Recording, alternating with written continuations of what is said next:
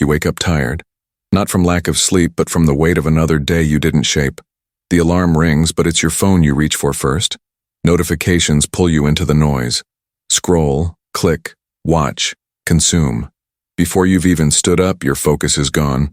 You think this is just how life is now. Constant inputs, endless multitasking, no space to breathe or think. You stay busy.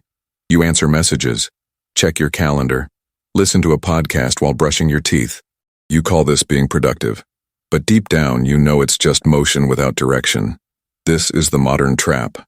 A life designed around distraction, disguised as progress. You do 100 things a day, but never feel accomplished. Your energy is fragmented. Your mind is cluttered. Your sense of control slips a little further each week. And yet, no one questions it. This is normal now. Everyone is overwhelmed. So you assume you should be too. But the truth is harder to face. You've made peace with being ruled by comfort. You've stopped fighting for clarity. You don't lack discipline because you're weak. You lack it because you've built a system that rewards comfort. Everything around you is designed to make you choose ease.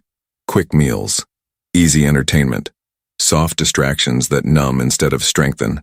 You've become efficient at avoiding effort, efficient at escaping discomfort. But in doing so, you've also become efficient at disappointing yourself. The more comfort you chase, the more your confidence erodes. You don't realize how much self-trust is lost until you're staring at a goal you once believed was inevitable, and now feels impossible.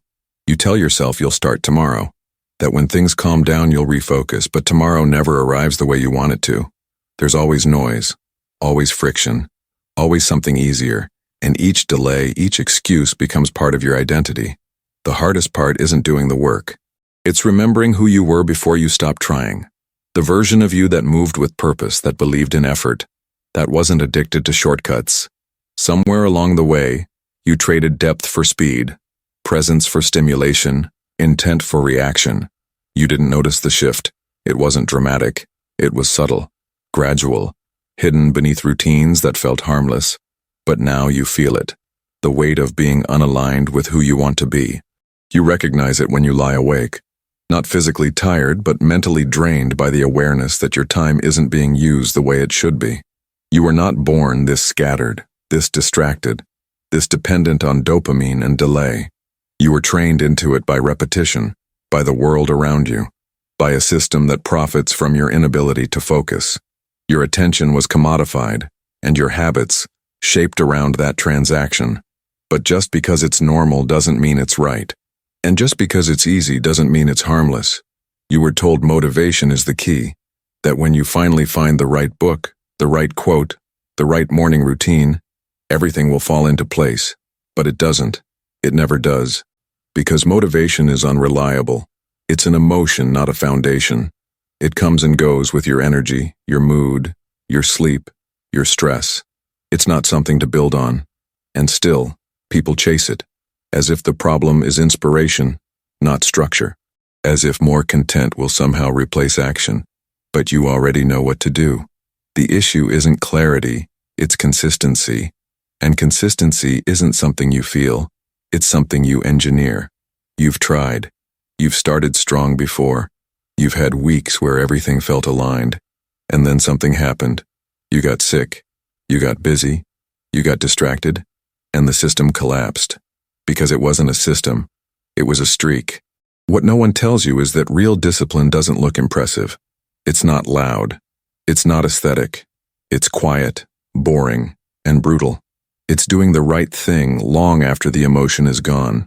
It's waking up and choosing structure when your mind begs for escape. But most people never make it there. They quit when the feelings disappear. They collapse at the first sign of boredom. And then they blame themselves.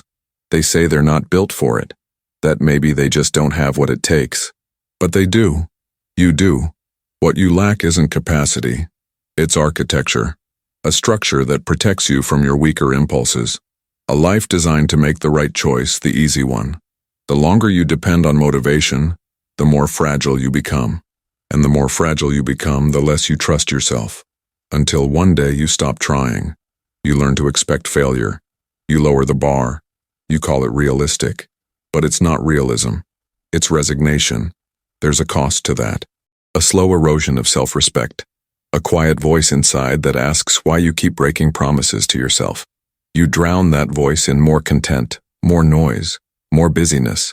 But it speaks louder the quieter your environment becomes. And when the noise stops, even for a moment, you hear it. You're not stuck because you lack ambition. You're stuck because you've trained yourself to expect short-term comfort instead of long-term alignment. The Japanese don't talk about motivation. They talk about rhythm, repetition, honor in process. They don't wait to feel like it. They move because the form is sacred, because the discipline is identity. This isn't a story about warriors. It's about people who respect what they become through consistent effort, who understand that emotion is irrelevant when the work is what defines you, that the result doesn't create pride, the process does.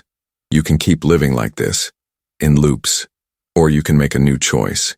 But it has to start with truth. There is a simple rule that changes everything.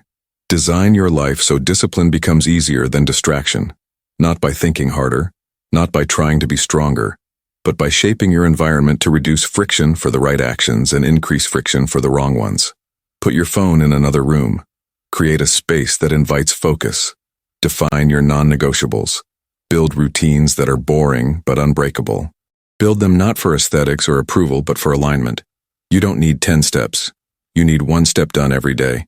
One movement, one promise kept, one repetition that rebuilds self-trust. And then another. Wake up and move. Journal before screens. Decide your priority the night before. Set your day to support you before your mind has a chance to argue. Let structure speak before resistance has time to organize. Discipline is design, and the more decisions you remove, the more freedom you gain. Because true freedom isn't doing whatever you feel. It's becoming the kind of person who does what's necessary, regardless of how you feel. This isn't about becoming robotic. It's about building a life that reflects your values, not your urges. Structure is not the enemy. Chaos is. Chaos leads to panic. Panic leads to poor decisions. Poor decisions become identity. Identity becomes destiny. The modern world wants you impulsive, reacting, consuming. You fight back with form, with rhythm, with simplicity. Japanese culture doesn't glorify emotion. It honors clarity, the tea ceremony, the brush stroke, the sword, not because they are dramatic, but because they are precise, controlled, sacred through repetition. They are acts of discipline, not displays of talent. You can live like that. No, you won't be perfect. You'll miss days. You'll fall. But if the system is strong, you'll return. Because that's what systems do. They catch you. They guide you back before you spiral. Without one, you're always negotiating with yourself. Always starting over, always hoping for a better mood. But you don't need a better mood. You need a structure that doesn't care how you feel, one that honors action over inspiration. So start today, not with a transformation, but with a replacement. Replace chaos with rhythm. Replace urgency with design. Replace guilt with execution. Replace identity with alignment. And the next time you feel weak, don't ask what you're lacking. Ask what you've made too easy. Then make it harder. Discipline isn't about suffering. It's about alignment. Living in a way that matches what you say you believe. If you want to change, stop hoping. Start designing. Not perfectly, just consistently.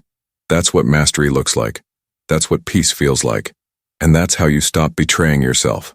Not with noise, not with hype. With a quiet, repeated choice. This is who I am now. This is what I do.